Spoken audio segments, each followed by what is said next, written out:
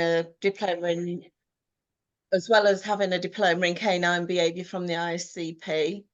I'm also a talent and T-touch practitioner, and I'm an animal centred education advanced tutor. I'm silver certified in low stress handling. So, and I'm actually a Reiki practitioner as well. So there are lots of different techniques to help with dogs that are anxious. And obviously the behaviour side gives me that knowledge of understanding how dogs' brains work a little bit more, how to read body language, excuse the cat, and how to use different techniques to help dogs calm. I've also authored 3 books. They're all along the lines of taking the GUR. There's Taking the GUR Out of the Grooming Salon, which is aimed at professional groomers. Then I've got Taking the GUR Out of Grooming Your Dog. That's if you've got an older dog. And Introducing Your Puppy to Girless Grooming. So that's the one I recommend if you're getting a little puppy, to start them off on the right journey. I'm also the founder of Taking the GUR Out of Grooming Dogs Approved Professionals. So what that is, it's a program I started last year where I've got groomers, behaviourists and trainers that are all specialists in grooming.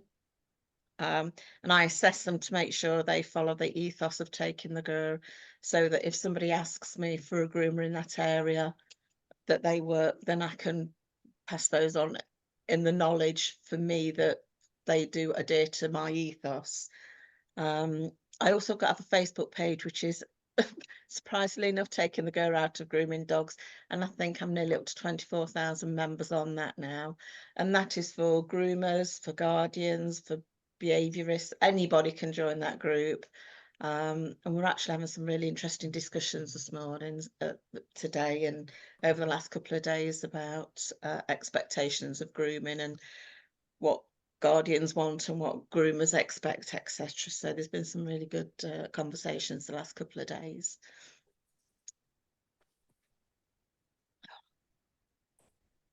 So for some reason now I can't get my laptop. That's it.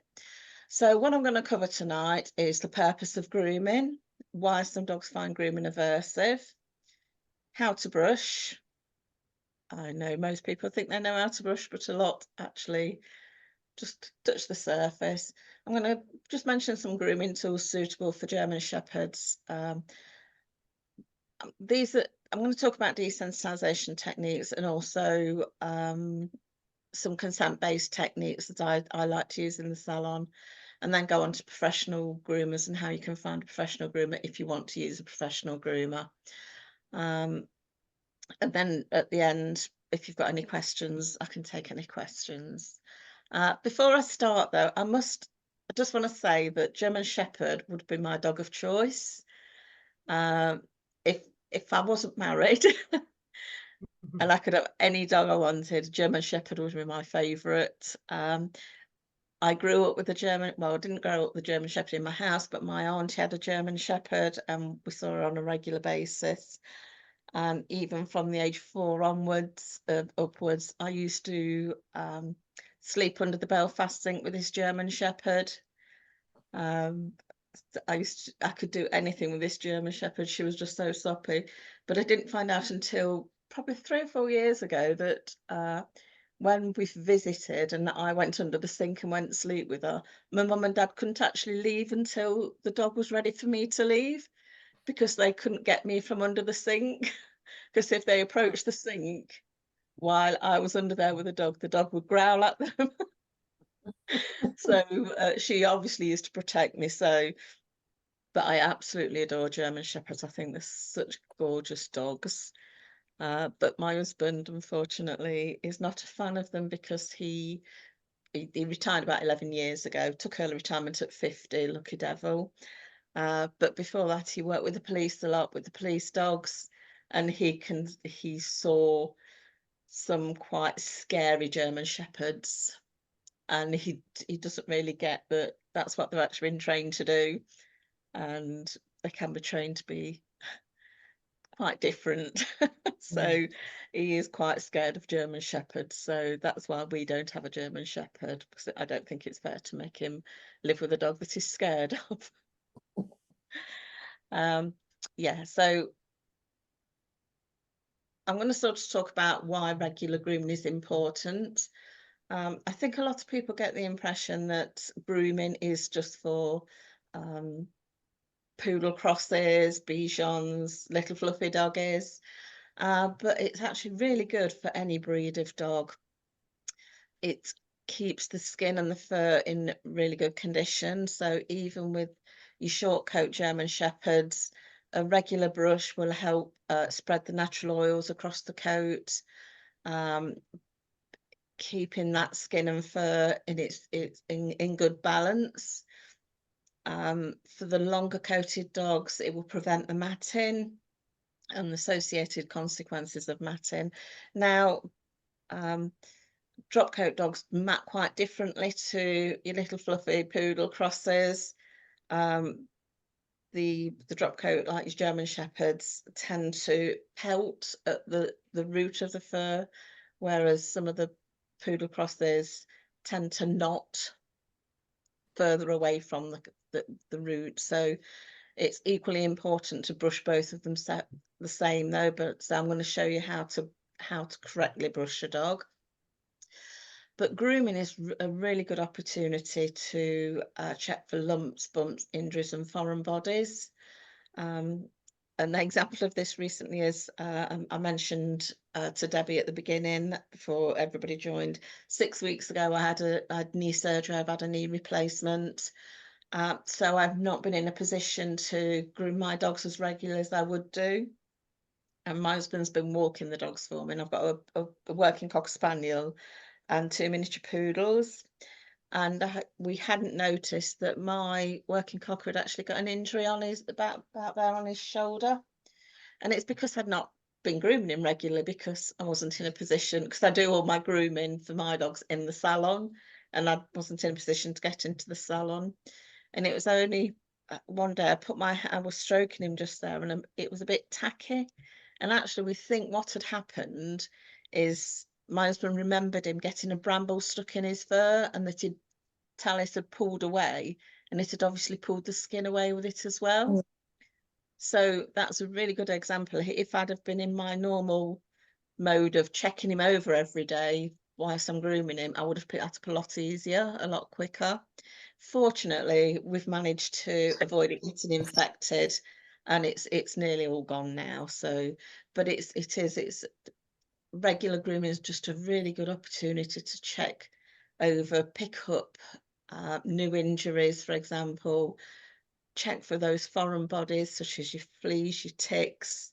Um, for longer coated dogs, I mean, I know my spaniel, he comes back with the twigs attached to him.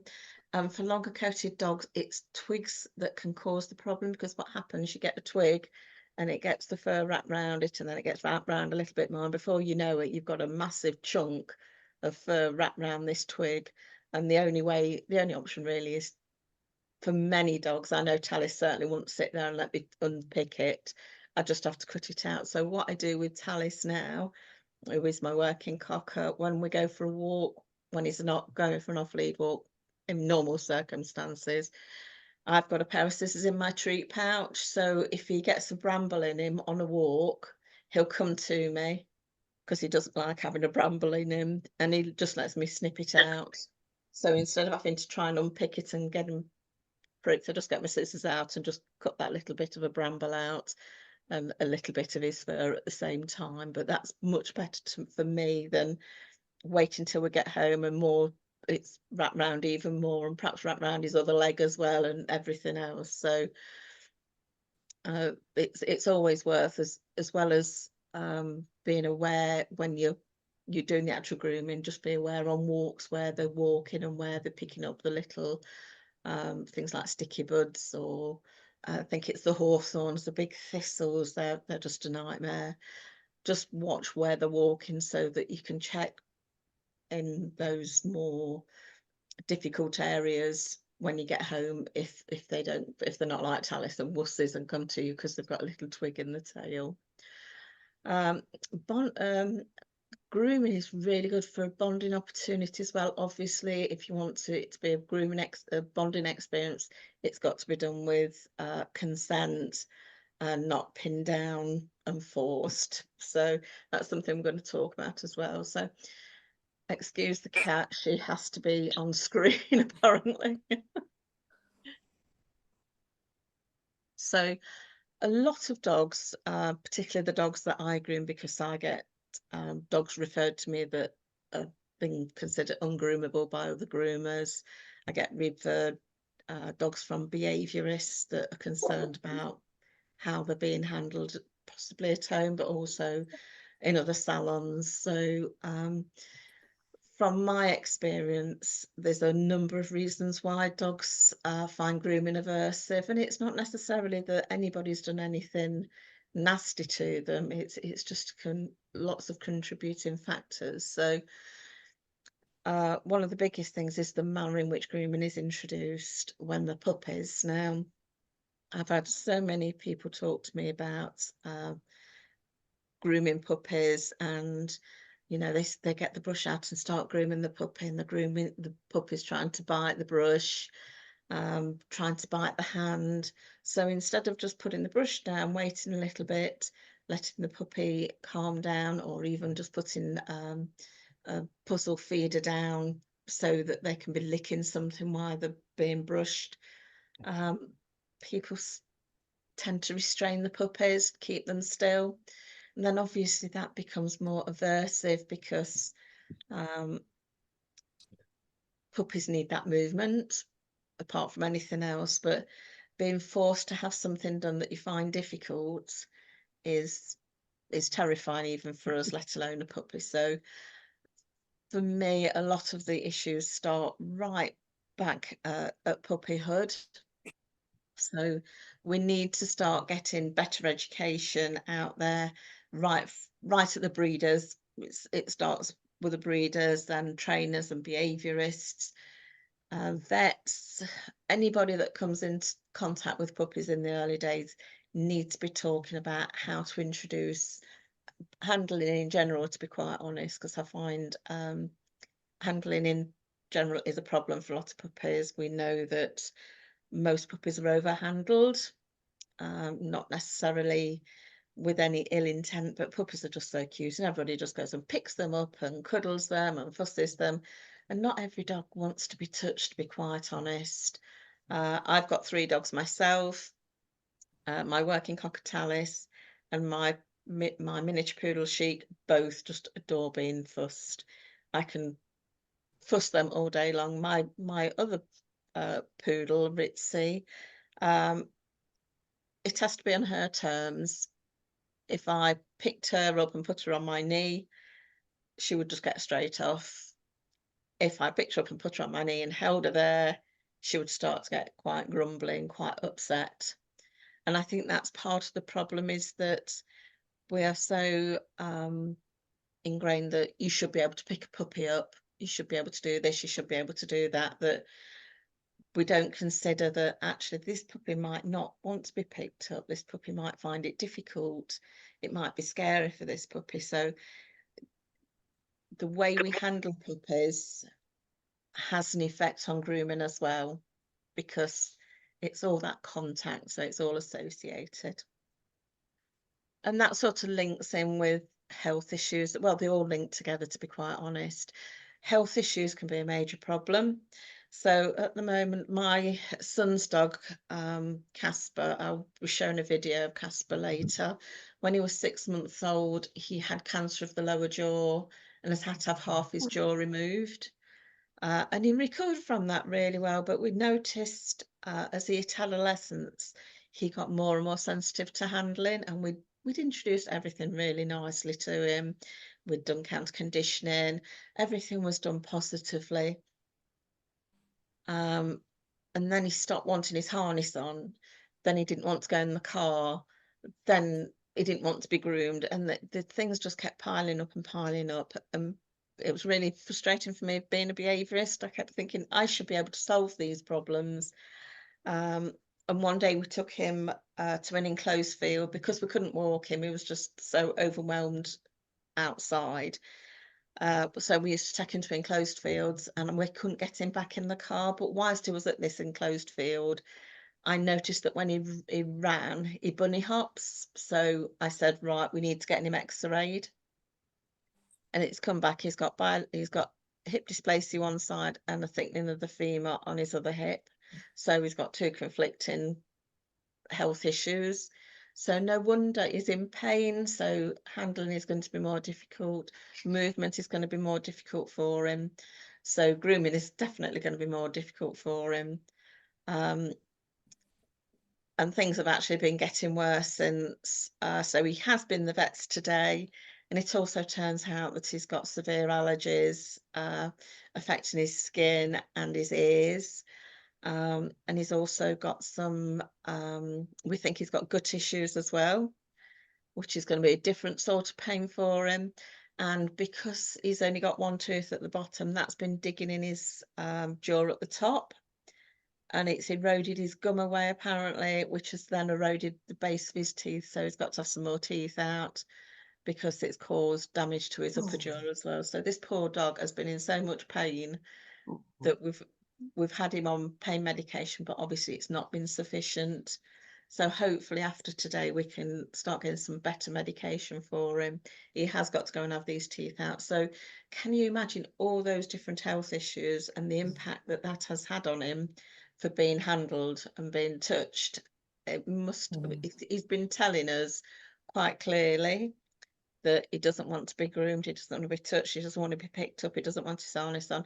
Fortunately, because I know about body language and the importance of following dog's body language, and my children have been brought up like that, we haven't forced the issue. So I think for Casper, it's been quite lucky that he's not in a home where, oh well, we'll just muzzle him and get it done. So he has had choices, but obviously the pain has caused issues, which means grooming has been extremely difficult for him.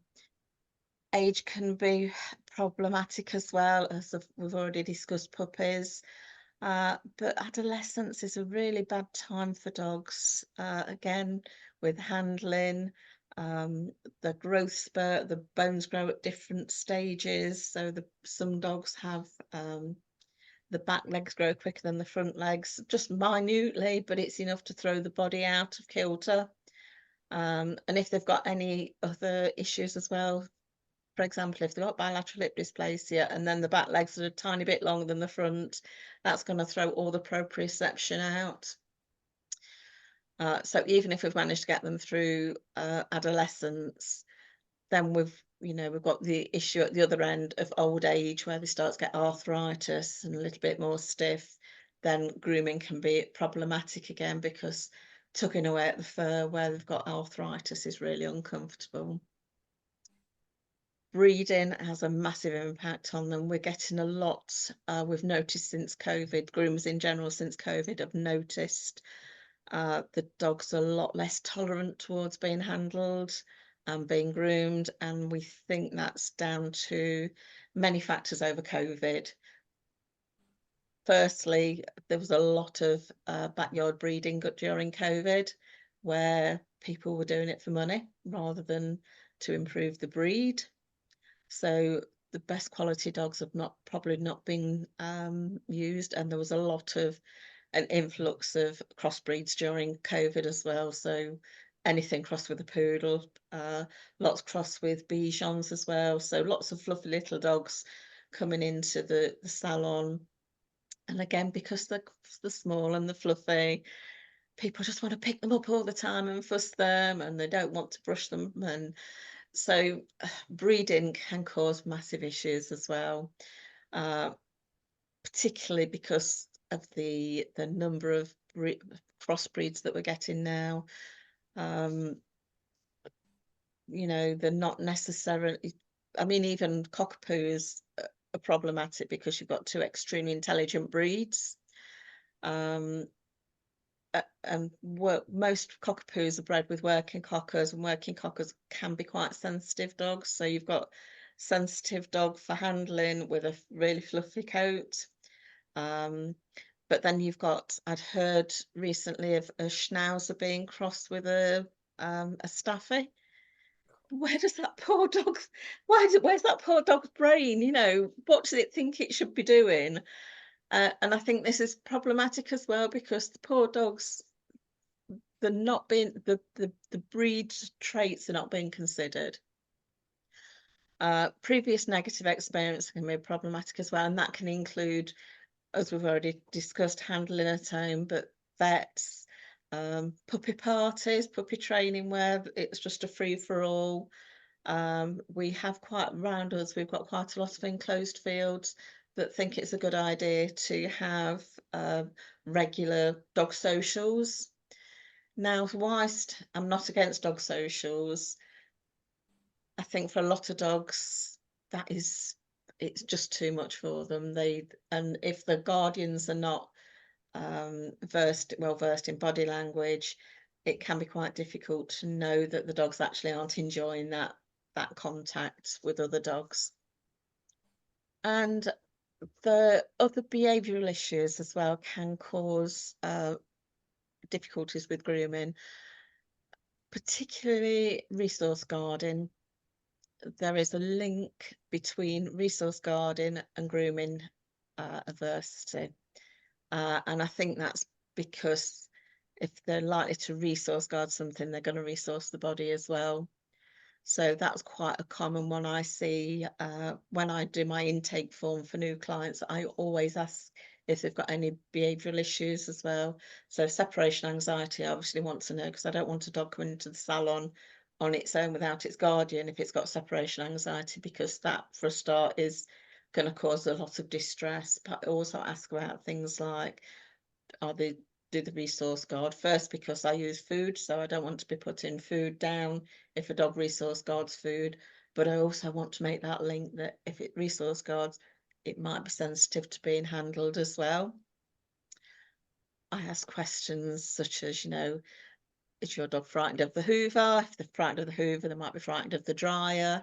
And basically anything noise related can be problematic in the grooming salon because there's lots of noises in the grooming salon. As far as other groomers are going, if you've got a multi-grooming salon, you want to know if a dog is reactive towards other dogs, because if you've got a dog that's reactive to other dogs, you don't want to be taking it to a salon where there's 3 or 4 dogs being worked on at the same time, because that is just going to be carnage. So that's some of the reasons why dogs find grooming aversive. So there is I think there's a common misconception amongst guardians and groomers that groomers tend to blame guardians and vice versa. And I think a lot of it is just general lack of education of what dogs can tolerate and what they can't tolerate, and what some dogs might find aversive that others don't. So for some dogs, just being touched can be extremely aversive. So if you've got a dog that doesn't like to be touched, take it to a groomer's where they're being handled the whole time they're there. The groomer can be the most gentlest groomer in the world, but that dog is still going to find that grooming experience aversive. So I'm trying to put a lot of education out there of that actually it's not necessarily anything you've done, it's just that experience has been too much for them. So it sort of moves the blame away from the guardians thinking, oh, the groomer must have done something really bad to my dog because it hates going there, when actually they've probably done absolutely nothing. They've probably just misread the body language. They've not understood that the dog's got separation anxiety, that the dog doesn't like being touched, etc. So I think it's a matter of education across the board. So when we do start brushing our dogs, it is really important to brush properly. A lot of people just brush across the top where you need to actually part the fur. So I've got a video if it will work. So I want to stop share and find the video.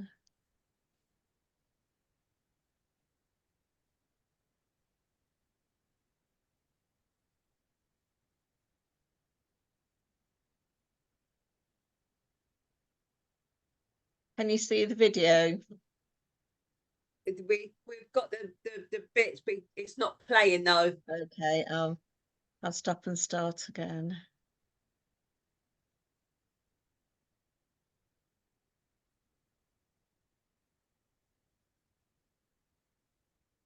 That's it. There we go. So when we brush our dogs, we need to be parting the fur so that we can see the skin. And then we brush or comb outwards from the root right down to the end of the fur.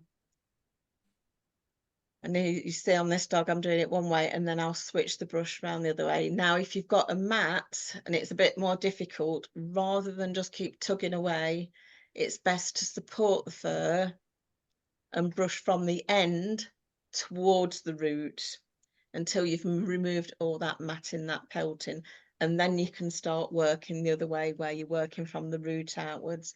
But if you've got a dog with a long coat like Buddy here, and you start from the root and it's matted, that's going to be very uncomfortable. I'm going to play that again for you.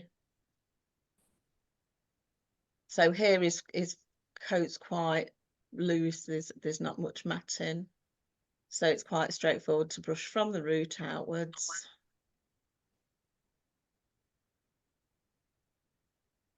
And you repeat this all over the body.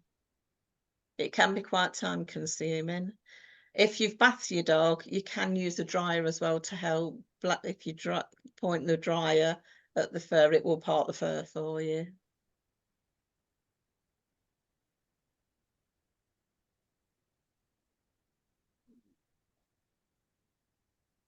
And if you notice, I'm actually doing Buddy on the floor.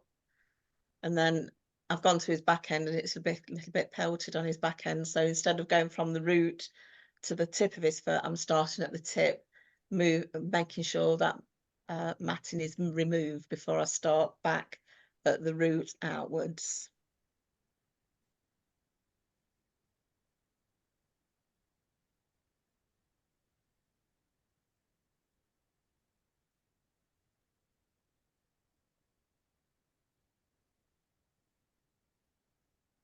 So I hope that all makes sense. It can be really difficult for a dog that finds brushing aversive to do that all in one session. So I will talk about how we can break that down.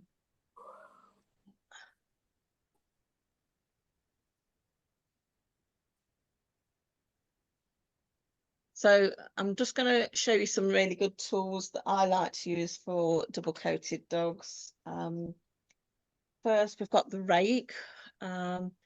So this is a Mickey rake, that's M-I-K-K-I, and these teeth actually rotate. So as you're pulling them through, the teeth are rotating, so there's less tug on it. So that's a really nice one. You've also got your slicker brush that I've just thrown in the floor. So you've got a slicker brush. Again, you use exactly the same technique, parting the fur and brushing outwards. Again, this is a Mickey one because I like the bamboo products that Mickey do. Another good product to have is a comb. So what you can do that once you brush your dog all over, you can then go through with the comb. You might need a bigger one with bigger teeth for a long coated German Shepherd, but this combing through after you've brushed them just catches those last little snags that you might have.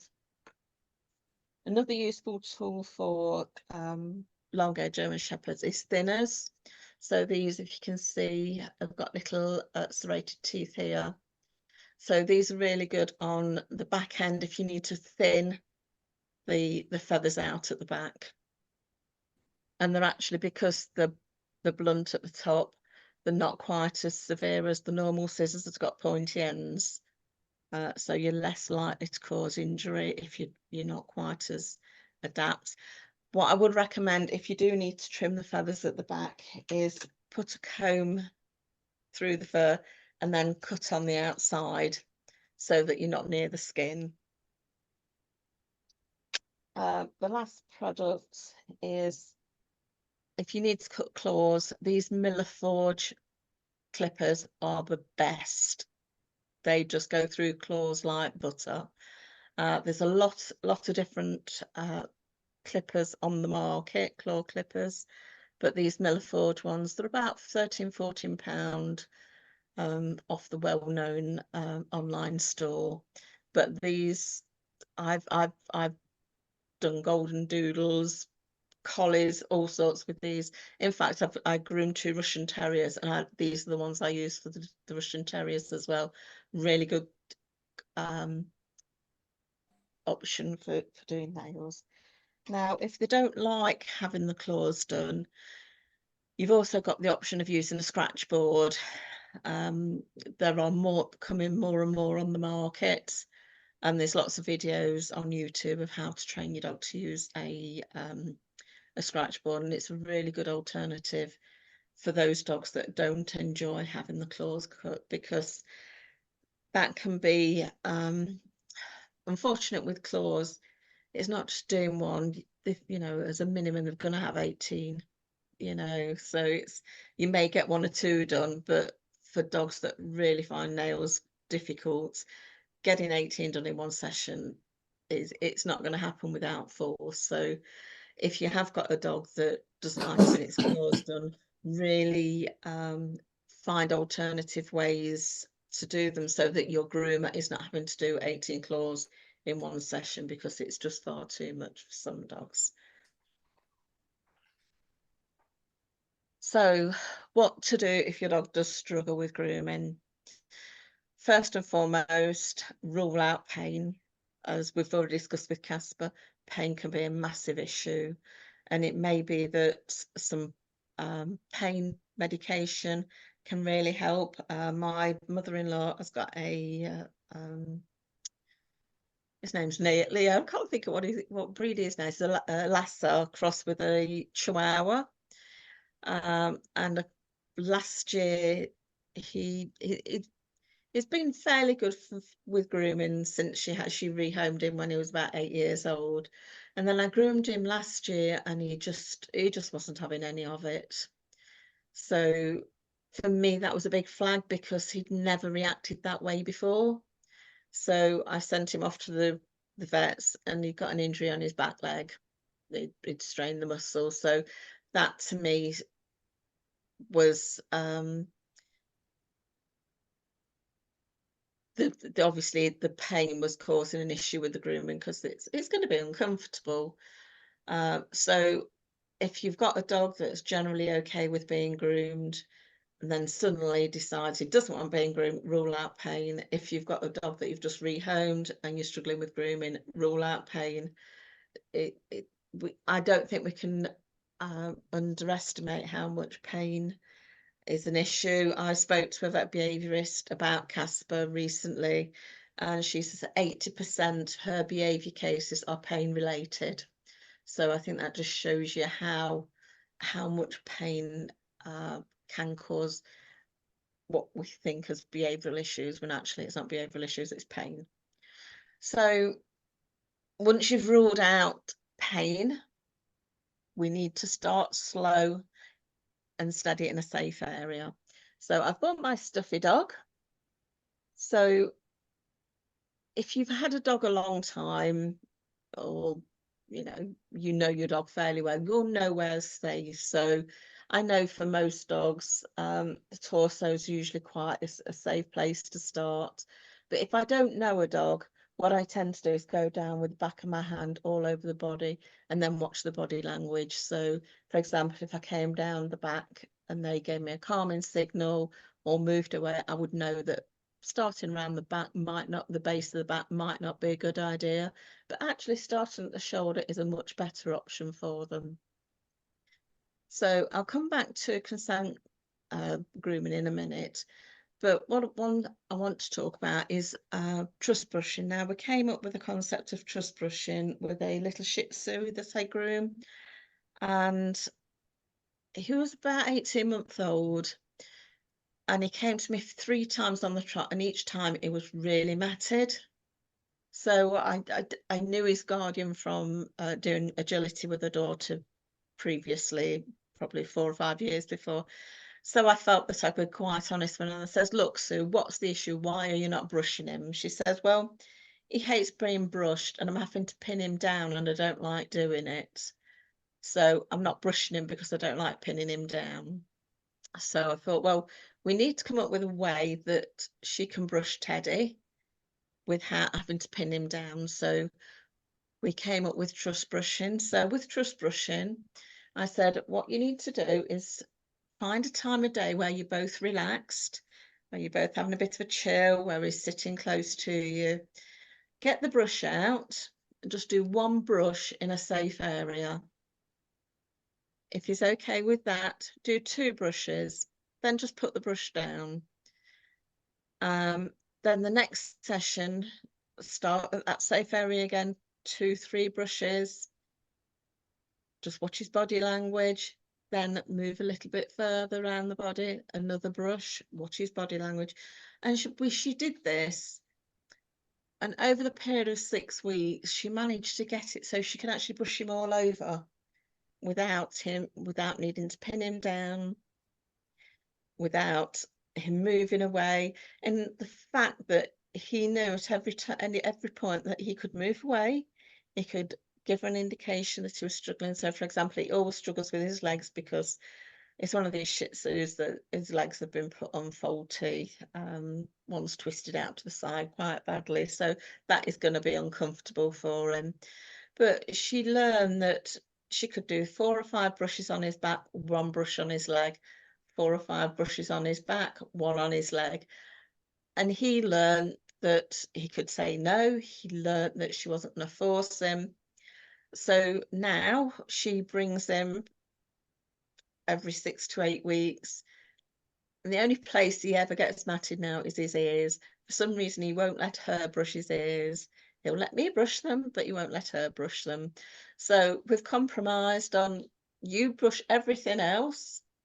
You keep him nice and mat-free, and I'll worry about his ears. And to be fair, his ears are not that bad. Just takes me a little, I've put a bit of product in. That's what I forgot to mention in products. If you've got a dog that does get matted or pelted, Cowboy Magic is fantastic for getting those cots and little mats out. And it's a serum rather than a spray, so it's a lot better for some dogs, particularly if they've had a pet corrector used on them. You don't need much either, so it is quite expensive to buy, but a tub like this, I think it's about £30. But even in my grooming salon, it'll last me a year. So it's really good value for money because you use so little of it, and it actually smells really nice. So that's Cowboy Magic. Again, you can buy that from the online store. So for Teddy, having that slow and steady trust-based brushing has enabled him to be able to be brushed all over. And I don't see why that wouldn't work for every dog, assuming pain has been ruled out.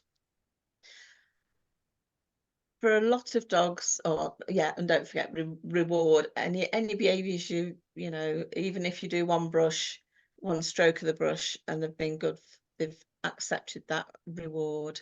You don't have to give treats. You can just do a verbal reward just to let them know that they're doing well. In my salon, because I do groom a lot of dogs that have got grooming anxieties, I do use quite a few different consent-based techniques where they can opt in and opt out. So I'll just show you some of the ones that I tend to use on a regular basis.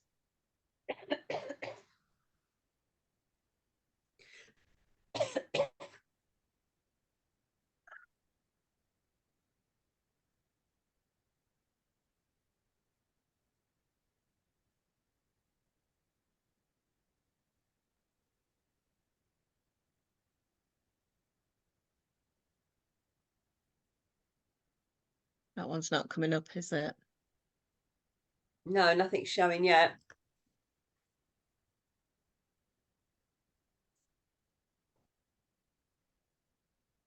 That's video playing now. So this boy is Alfie. He's a cockapoo.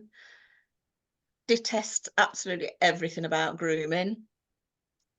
So for him, the best way I found to groom Alfie is what I call mat protocol. So I sit on the floor, I've got a mat on the floor. When he joins me on the mat, I'll brush him or scissor him. When he moves away, I stop. Actually, I'll put that's towards the end of the video, so we're back. So just see, sitting next to me. So I'm gonna do, he is looking away, so he's not 100% comfortable, but he knows at any point he can move away from this mat and I will stop. Yeah, do I want to go? No, I'm fine, carry on. So you see, whilst he's on the mat, grooming takes place. He moves off the mat, I stop. I don't chase him around the salon. I just wait for him to come back.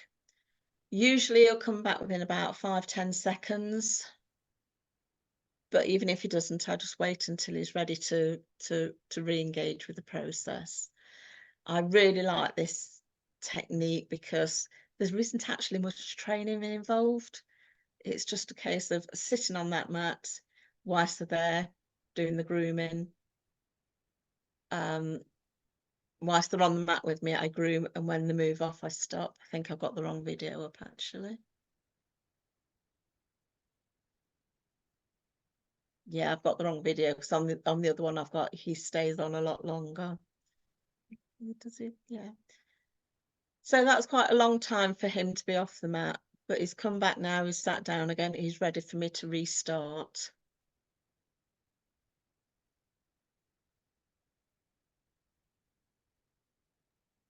So I think mat protocols are a really good way for them to communicate when they're happy for grooming to take place and when they need that time away. And you can use this at home. You don't have to use a mat. You can use a towel, a piece of carpet, a place. For example, I've got another dog that I go to his house and they've got 3 little steps up to another room, and he sits at the top of the steps. Whilst he's in that position, he'll let me groom him. When he moves away, I just stop grooming him and wait for him to come back. And for that dog, his name's Eddie. He's a little Jack, not a Jack Russell, Westie. He'd been previously groomed and would have to have 2 groomers and a muzzle. I can groom him for about 45 minutes now. He can stay engaged with being groomed for about 45 minutes, from which I can do a full clip off for him. And he just sits in at the top of the stairs next to me and lets me clip him. Probably during a 45-minute session, he'll have 3 breaks where he just has to go and walk away, have a little walk around his table, reset himself, and then he comes back. And last time I went, whilst he was having a little wander around, I had to stand up and I had a cup of tea, tried to have a cup of tea, and then literally came and threw his paws at me as if to say, "Come on, woman, sit down, get me groomed." And I sat down and he re-engaged with me straight away. So I think with most dogs, give them that chance to communicate when and where they're happy to be groomed, and you'll get on a lot better than trying to force the situation.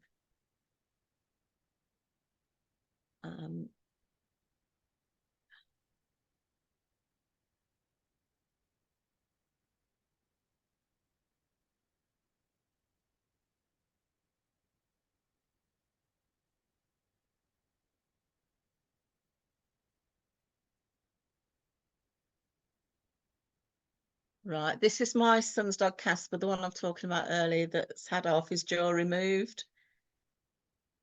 This is why it was still working really well with consent grooming. So when he's got his paws on me, that means I can brush him or do whatever I need. When he gets down, when he removes himself, I have to stop. Unfortunately, we're going to have to work back up to that because he's not participating like that at the moment because he's just in so much pain.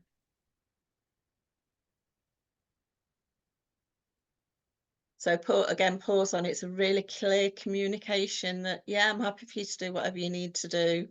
And getting off means I'm not happy anymore. I just need a break. And I have got my hand on him, but he can get down really easily because if I'm going to hold him in position, it defeats the whole object of him being able to give consent. I've just got one more to share with you.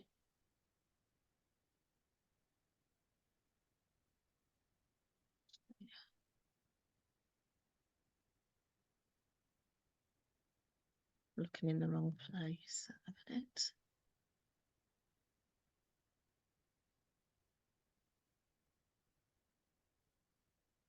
I was right in the first one.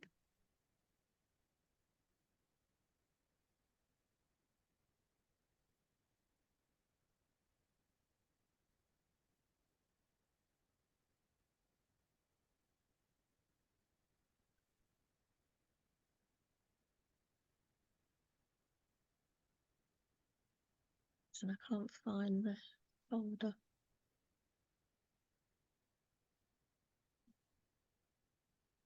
Unfortunately, I can't find the last video I was going to share.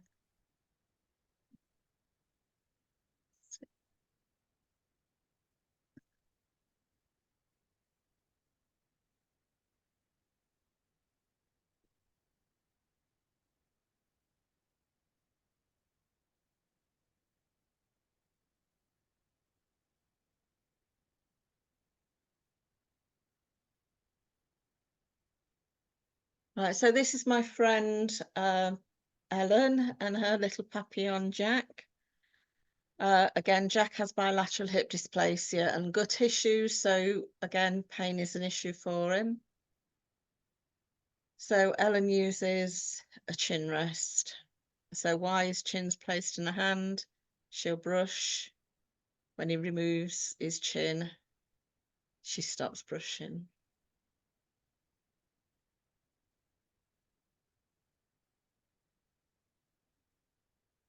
And as you can see, she's not actually brushing him at this point. Because she's starting a new session, she's just airbrushing him so that he's starting to build his confidence back up.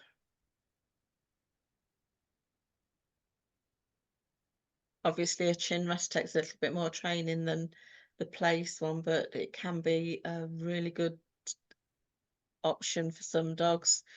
And particularly with German Shepherds, because they are so big, you can actually get them to target the head onto a chair instead of your hand. So you can do the back end whilst they've got the chin on a chair.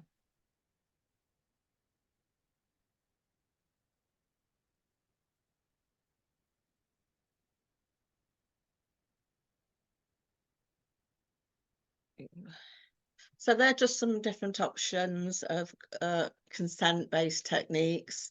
There are a lot of others as well, and you can make your own up. For example, when my miniature poodles are rehomed, she's not a fan of having the dryer on her or being brushed while the dryer's on, not necessarily blowing on her. But we've got to a point now where if I'm grooming my other poodle, she will come on the table as well, and I can now deflect the airflow off my poodle that's relaxed for grooming onto my one that doesn't like it, and she'll actually paw at me now to brush her at the same time. And that's her way of saying, look, I'm happy for you to do this now, just brush me. And what I do is do 2 or 3 brushes, and because she's pawing at me, there's no way she can do it to say actually no more. So I do 3 or 4 brushes, stop, and then wait for her to paw me again. Yeah, carry on again.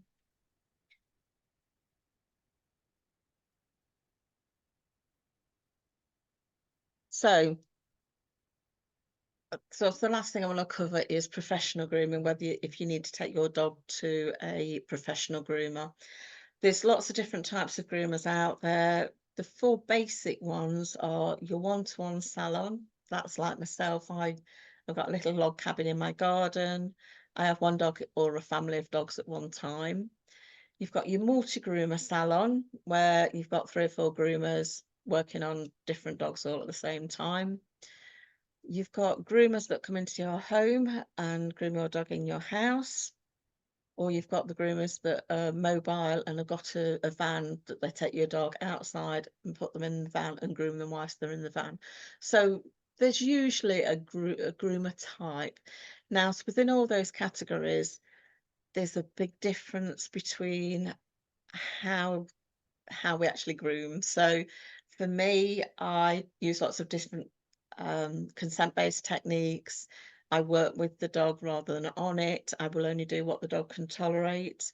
But then we have the groomers that are more focused on the aesthetics, so they just want to get that perfect looking dog. they've probably not learnt much about behaviour, so they don't recognise calming signals. So they'll just plough on, and they may use tools such as safety restraints, muzzles, um, a groomer's helper, which is um, a lead that goes from the collar to the H bar, so that the dogs can't have got limited movement. Mm. Now, for dogs that are anxious about being groomed, having more restraints on, in my opinion, makes them worse because they haven't got that opportunity to flee. The only opportunity they've got is to fight. So if they're in that sympathetic nervous system, and they can't get away, the option open to them is to fight, and that's when they're going to start pulling against the restraints, potentially biting.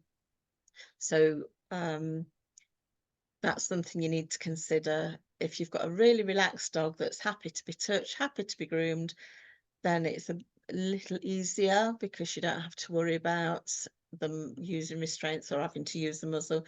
But if you've got a really anxious dog, you really need to be considering um, a groomer basically with a behaviour background. Think about your dog. When you're thinking about employing a groomer, think about your dog and what your dog needs. Does it need to be the only dog in the salon? If you've got a dog that doesn't like other dogs, that finds their presence a trigger, that may be reactive, or just, they may be, I mean, most dogs that are reactive are frightened.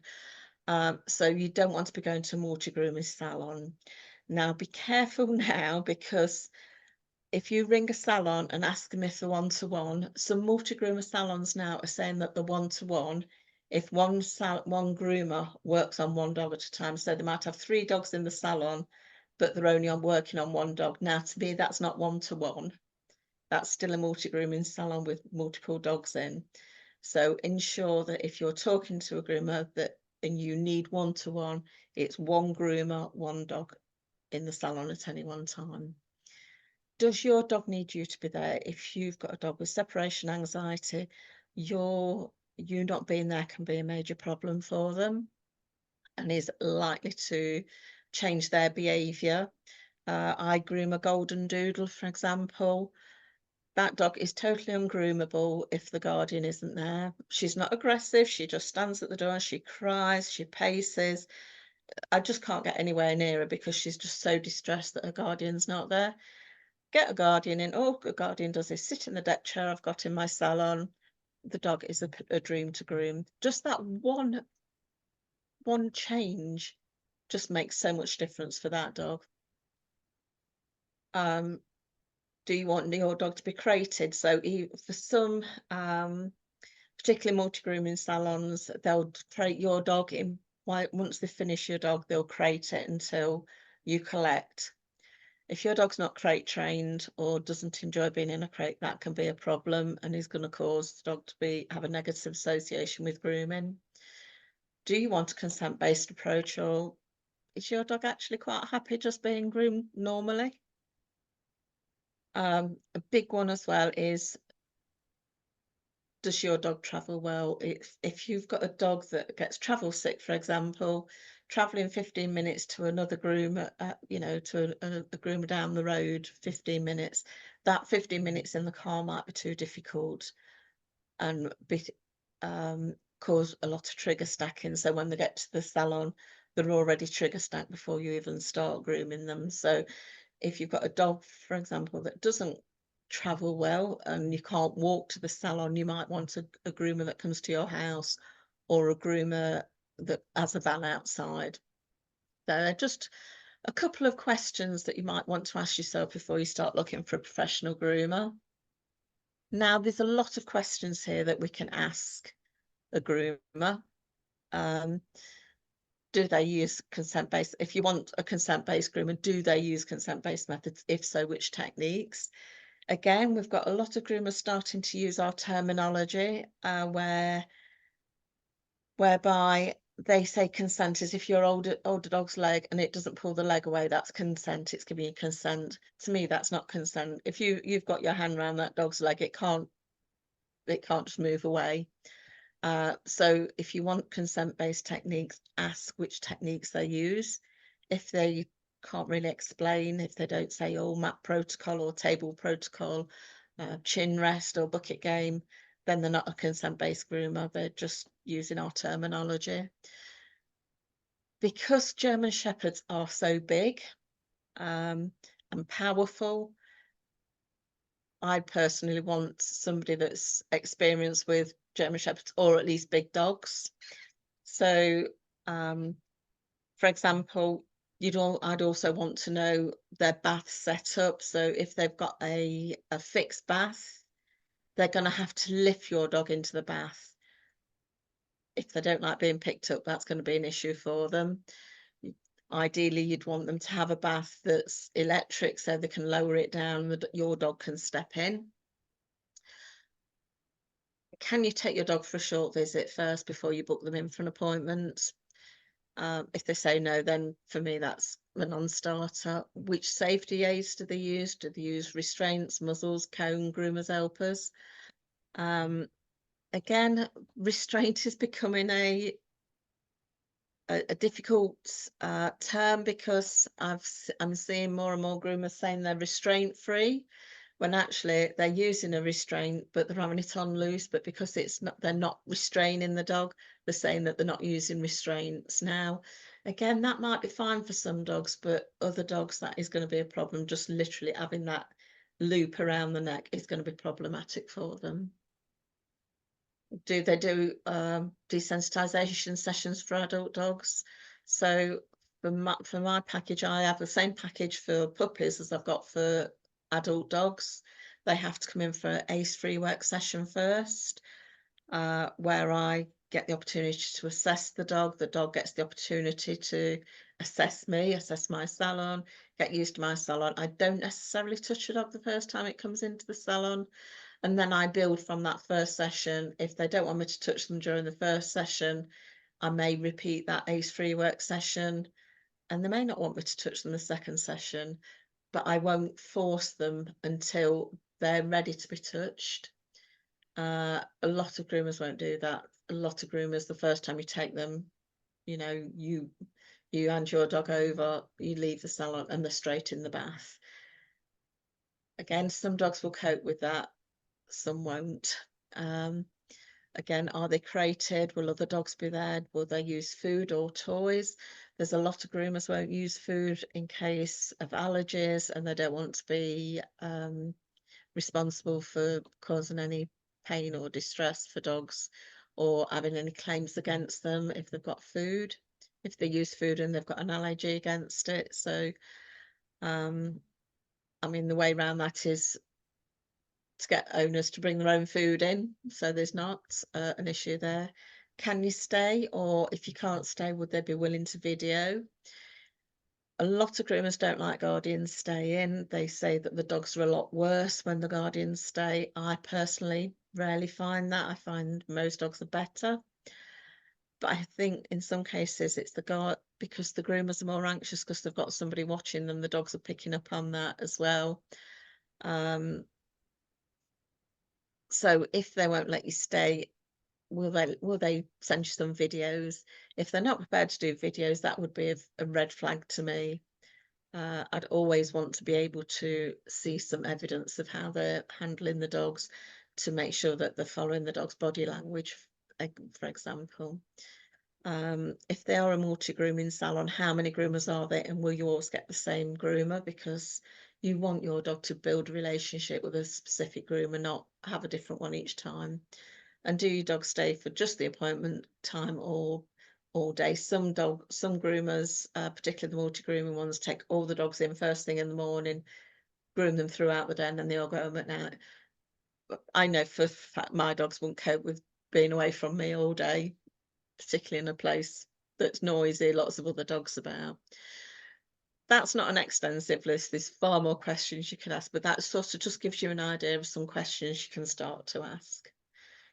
And I'd say because you are a rescue organisation and the dogs that you rehome are obviously rescue, it's even more important to make sure that you find the right groomer for them, because we know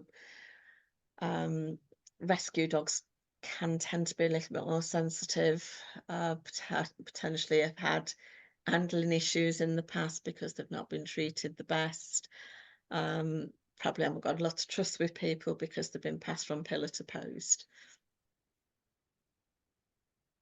Once you've found a groomer that you like the sound of, they've said all the right stuff, try and get some familiarisation visits, even if you have to pay for them. A good groomer that's concerned about your dog's emotional welfare rather than just getting the money and making your dog look pretty will welcome familiarisation visits, particularly if you're willing to pay for, 15 minutes, 2 or 3 times before you take them in for a full groom. Pass on as much as information as you can, even if they don't ask. Um, pass on your training cues, for example, any likes and dislikes, um, anything that really bothers your dog, things that you found helpful. Just pass on that information. Again, a good groomer will really appreciate that, and it will help them plan your dog's groom better. Discuss your requirements. So this might be, it's a little bit different for German Shepherd than it is for a Cockapoo, for example. But if you want your total limit to say, look, if my dog's struggling, please just ring me straight away. Don't carry on with the groom. I don't mind if he comes home a bit damp. And you might want to also talk about the frequency of appointments. How often should you be bringing him in? For me, if I've got a dog that I'm just starting to work with, I like them to come in quite frequently for short appointments. So I might have a dog in every 10 to 14 days for 30 minutes. And then as they get more confident with me and we find out the way that dog likes to be groomed, we can extend the time in between appointments, and the appointments get a little bit longer then. If once you have found a groomer that you like and your dog likes, don't keep swapping and changing. That can be a real issue for some dogs, just going from one groomer to another. There are always going to be times when you do have to change groomer, for example, if you move house or your groomer retires. But generally, groomer hopping is not something that I would recommend unless your groomer that you've got is not treating your dog the way that you'd want them to. Other things you can do to help the groomer and help your dog, avoid trigger stacking before the appointment. So if you have got a dog that doesn't like other dogs and can be quite reactive on walks, try not to take them for a walk before the grooming appointment, because you don't want them to be trigger stacked once they get to the appointment. Likewise, if they're not comfortable in the car, can you walk instead? Take their favourite treats with them or something from home, a blanket, a favourite toy, so they've got, if you're not staying, they've got something that at least smells of you and at home. Pass on any information about recent triggers or concerns. For example, if they've had to go to the vet 2 or 3 days before for a vaccination, or they've had an ear infection, pass that information on, because that can change the way the groomer works with your dogs.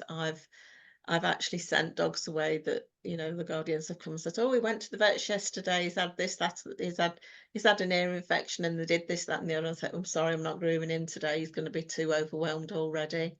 So pass on that sort of information, and ask for feedback. Ask what the dog, your dog struggled with, what they found easy, what can you do in between grooms to make life easier.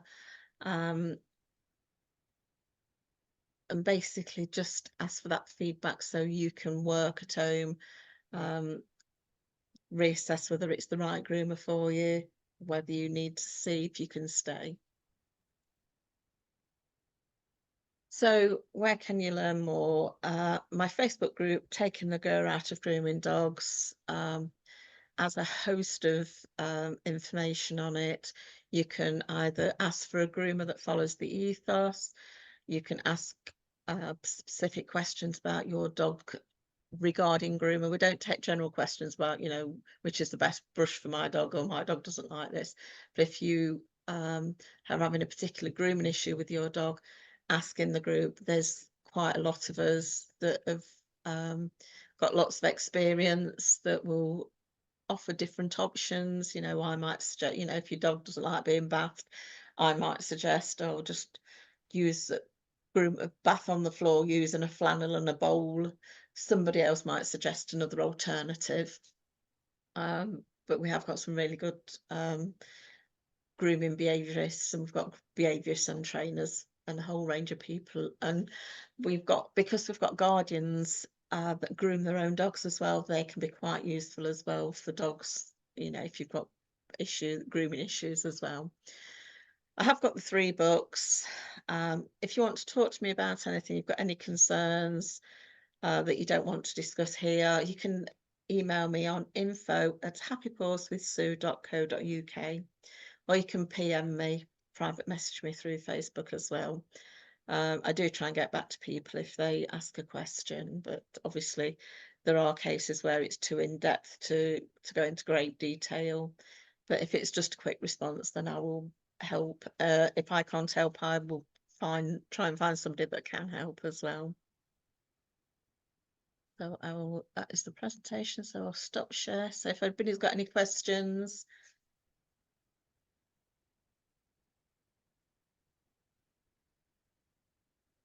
I can't hear anybody at the moment. So I muted myself. The dog started barking, so I muted. Has anyone got any questions? I'd like to ask something, if that's okay, please. Yeah. I've got a bitch, German Shepherd bitch, and she's really nervous about having her nails cut. Now she's a bit timid in some ways, or frightened.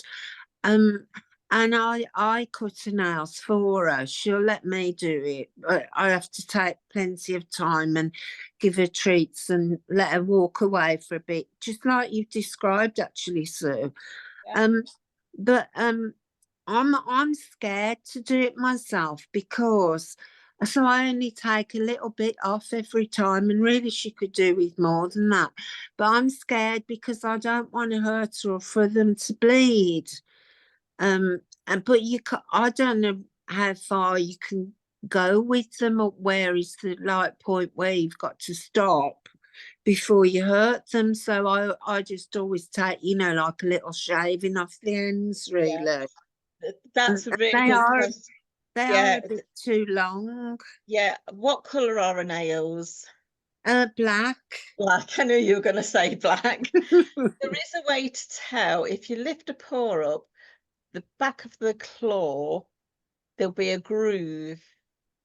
Basically, where that groove is, you can take that off. All right. So but for guardians that are doing it, that are not experienced at cutting claws, and they have got a nervous dog, I would say little and often. So do that quick shave, do it every other day, and get it shorter. You'll start to know when you get near the quick, the colour of the inside the nail changes. So right. I would recommend that you do little and often, rather than try and do a great big chunk and risk cutting her claws, because it sounds like she's probably going to be, if you do quicker and make it bleed, you're probably going to undo a lot of work that you've already done. You could also look into a scratch board to do alongside, so that she scratches them down, as well as you cutting some off as well. You could go down the route of taking her to the vets or groomers to get them done, but I think personally, I think you're doing the right thing by you doing them. It sounds like she trusts you, so I'd be far happier. I've took her to the vets, and a little heart beat dreadfully, because I think one time they might have tried to really restrain her. I think that's where it all started, really. But a little heart beats and beats and beats, and in the end, you know, I managed to keep her calm, and I was in the room with her and everything. But I thought No. this is just no good for No. her, you know, which is why I do it myself now. I think that sounds like the really best option for her. Does she do a lot of road walking? When it's muddy, you know, all the rain we've been Mm. getting lately, when it's muddy, we do tend to, because she just loves filthy, muddy puddles. So Of course she does. She's a dog. Yeah, so I just keep doing it. Perhaps you know, if you do it once a week now, perhaps do it twice a week, so that you're doing a little bit more often, so you getting it a little bit shorter each time. And I think as what, you the road walking or the well, shaving, clipping off the nails. the shaving of the Yeah. nails. Yeah, I think as you get more experience, you'll get more experienced at how much you can take off. yeah. But yeah, the worst thing you can do is quit them when you've built up so much trust and she's allowing you to do it. And it does happen. It's claws are probably one of the most difficult things to overcome. There is So there what is I a was just going to say, you said the nail was a different colour where it was getting near to the quit. Would that be a white? where the Yes. white is, you're usually okay where the white is. Okay. Yeah. So sometimes you can. What I tend to do if I can't get a good, because my eyesight's not brilliant, and if it's dark in the cabin, you know, it's not always easy. So I do lots of little slithers rather than one big one.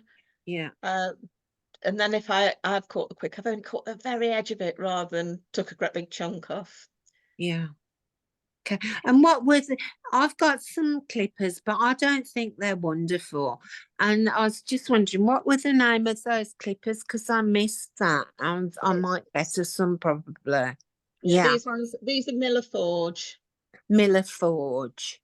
Yeah, Okay. you want the ones with the red handle. They do some with orange as well, but get the ones with the red handle. They Okay. are amazing. Right. That's brilliant. Thanks ever so much. You're very welcome. So what was the stuff for the tangles that you said? Was it Midnight Cowboy Midnight Magic. Cowboy? Right. Yeah, I'm making note of that. And the rake was the Mickey one, Mickey. wasn't it? Mickey. But it was a shaped one, wasn't it? Was it Sorry? shaped? It was shaped, wasn't it? Your one? Yeah. Yeah. See it? Yeah, most of them will have a similar shape to this, but these I like these because But they've got nice long teeth, isn't it? Yeah. they've got I had a nice brilliant they rake, do I a lost bigger it. size than this as well, but the teeth rotate as well, which helps it go through the fur a little bit easier. That sounds really good, the rotating. Yeah. And is that from the well-known online site? Yeah, the you should Mickey? be able to get it from there. Is that the one that begins with an A? Yes. The one I've got part shares in. Yeah. And I really like these because the bamboo as well, so they're more environmentally friendly. And they're not that expensive, to be quite honest. You can get some grooming products, particularly brushes, that are so expensive, and at the end of the day they do the same job as a cheap version.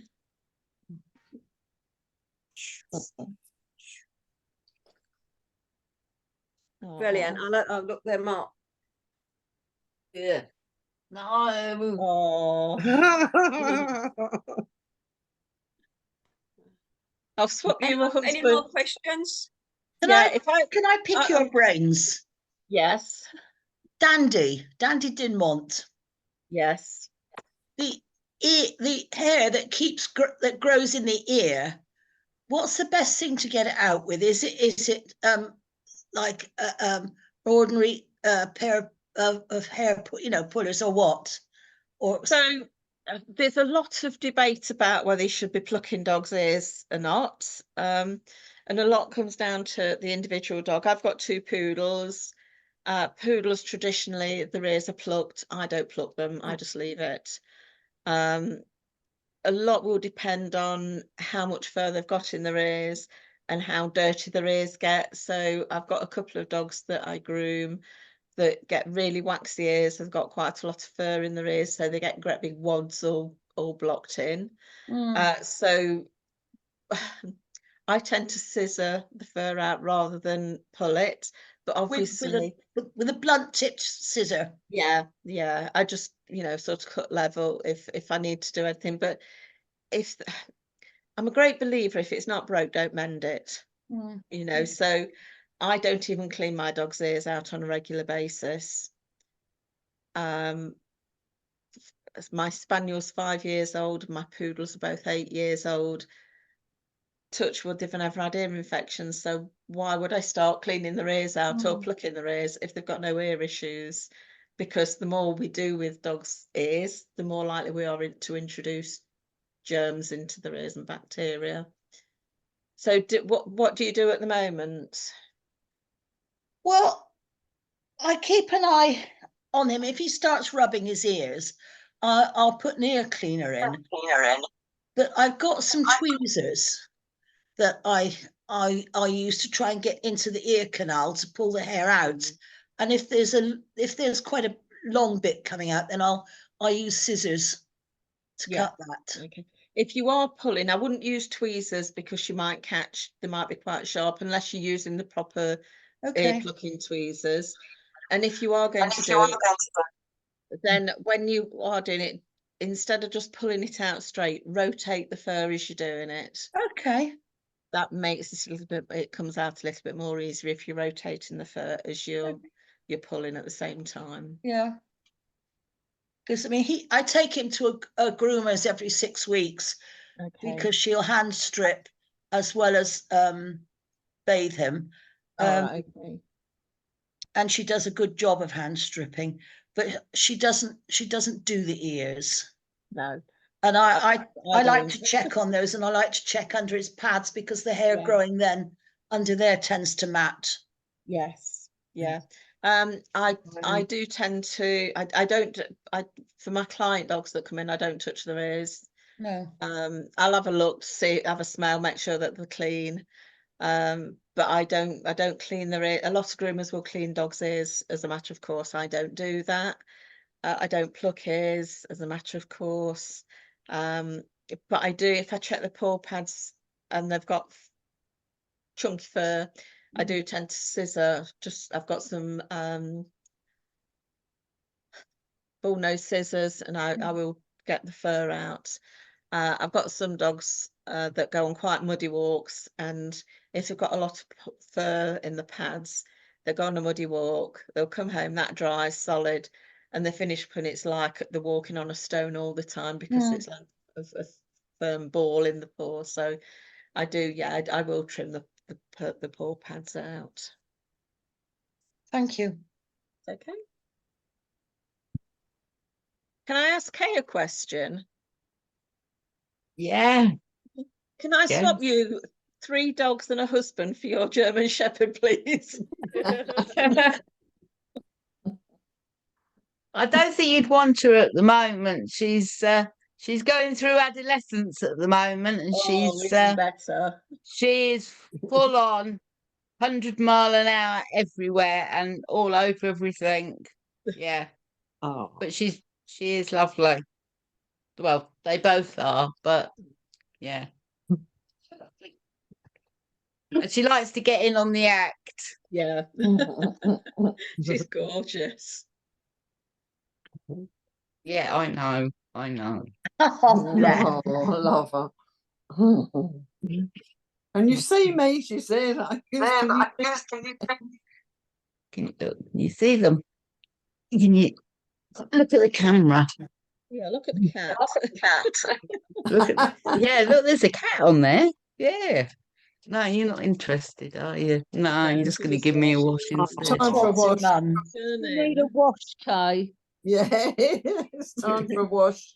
I'm always getting a wash. Any more questions? Anything else I can help with? No. Excellent. Well, thank you so much for doing that. So it was You're really welcome. interesting and really informative. So very much appreciated. You're welcome. Thank you, Sue. Thank you. So, Yes, yeah, thanks. you know, email me or PM me if you've got any questions, and Yeah, I'll see if I thanks, can. Sue. Brilliant. Thanks. See you. Will Thank you very much. Thank you. Take care. Okay. You're Bye very bye. welcome. Bye. Thank Thanks, you. Sue. Bye-bye. Bye. Bye bye. Bye. Bye. Look, that one. Say bye bye. Bye. Good day.